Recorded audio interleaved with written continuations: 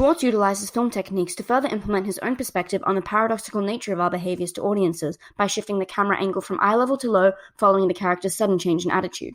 This visually positions Mr. Starnes above the students, highlighting the power dynamic and developing a deeper understanding of the behaviors of authoritarian figures more broadly. Schwartz highlights how the collective desire of a society in wanting order prevents individuals from exercising their own freedom, thus revealing the complexity of human behavior in our aspiration to have both.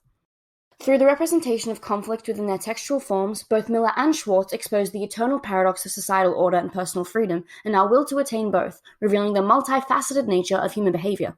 An individual's personal values are manifested through the conflicts that emerge between two opposing parties, which expose the fundamental flaw of individualism and illustrate the complexity of human behavior. Each composer explores the problems which can arise in a society with independent members, and instead positions the audience into valuing collectivism over individualism as the ultimate societal practice.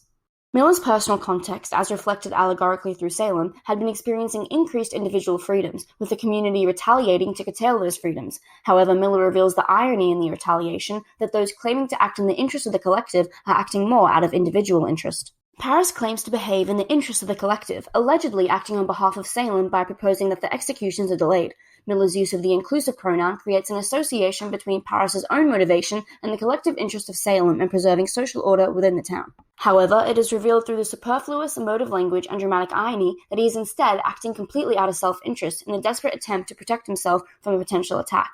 Miller shines a light on the fundamentally self-serving nature of human behavior as shown throughout history within his own context and utilizes his play form to develop this. This enables audiences to achieve a deeper understanding of the complex nature of human behavior by revealing how often appearances aren't what they seem, and those who preach collectivism are secretly engaging in individualism instead.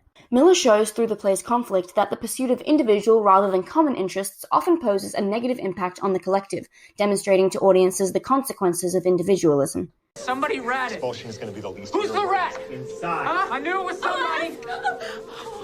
You're not going to believe it. The so-called rat causes the expulsion of 2 students, provoking an uproar within Culver Creek, festering mass hysteria and suspicion.